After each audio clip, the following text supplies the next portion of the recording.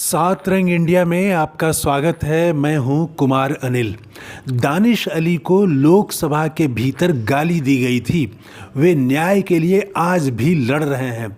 इस बीच बसपा प्रमुख मायावती ने उन्हें ही पार्टी से सस्पेंड कर दिया।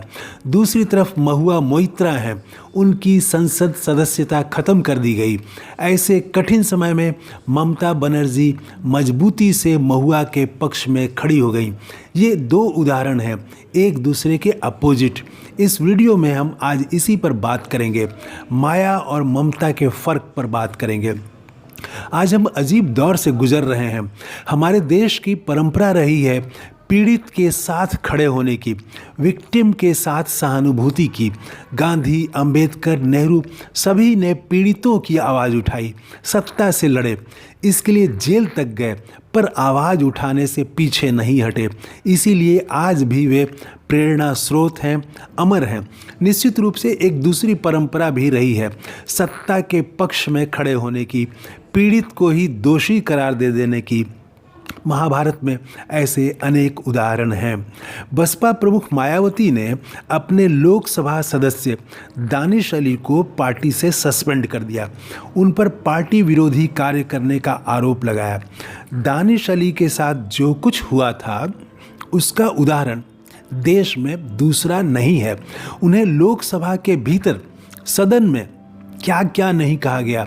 भाजपा के जिस सांसद ने दानिश को अपशब्द कहे, गाली दी, उनके खिलाफ कोई कार्रवाई आज तक नहीं हुई। दानिश आज भी न्याय के लिए लड़ रहे हैं।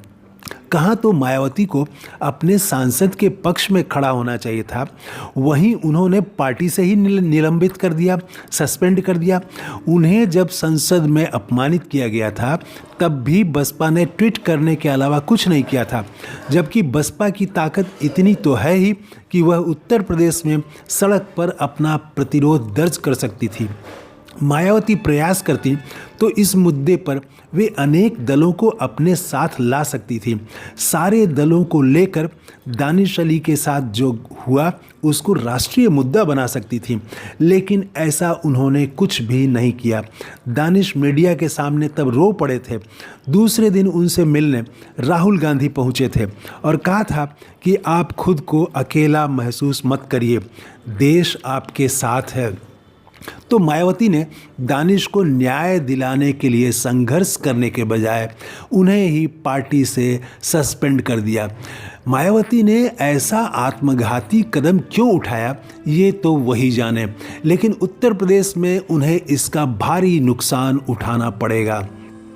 दूसरी तरफ दानिश लड़ने को तैयार दिख रहे हैं। उन्होंने कहा मीडिया से कि देश की संपत्ति को कुछ निजी हाथों में बेचा जा रहा है, जनता की आवाज़ दबाई जा रही है। जनता के सवाल पर संघर्ष करना अगर पार्टी विरोधी गतिविधि है तो वे ऐसी गतिविधि जारी रखेंगे। उधर एक दूसरा उदाहरण भी है महुआ मोइत्रा का। प्रधानमंत्री नरेंद्र मोदी की नीतियों की मुखर विरोधी, अपनी आवाज़ हमेशा उठाती रही हैं मजबूती से। अडानी की संपत्ति बेहिसाब बढ़ने पर भी सवाल उठाती रही हैं।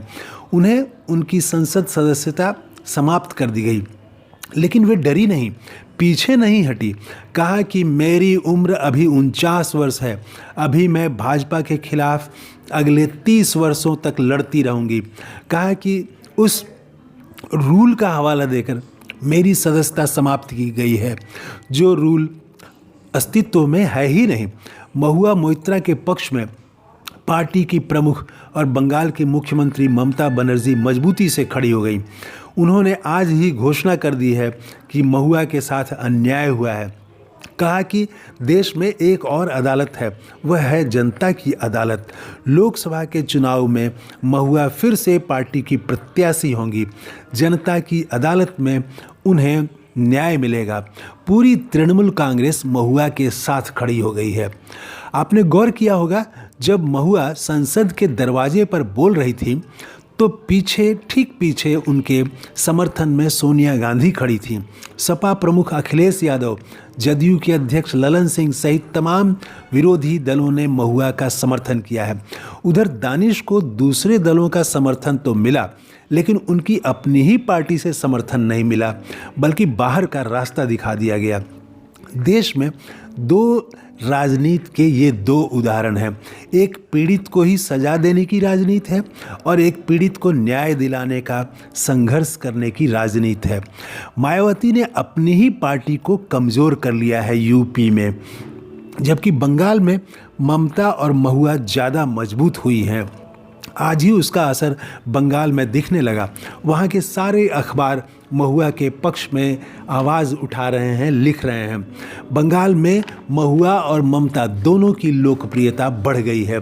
वे बंगाल में खास करके महुआ मोइत्रा संघर्ष की नई प्रतीक बन गई हैं। बंगाल के अखबार देखिए या सोशल मीडिया देखिए, महुआ का कद बढ़ गया है। तो ये है हमारा नया वीडियो।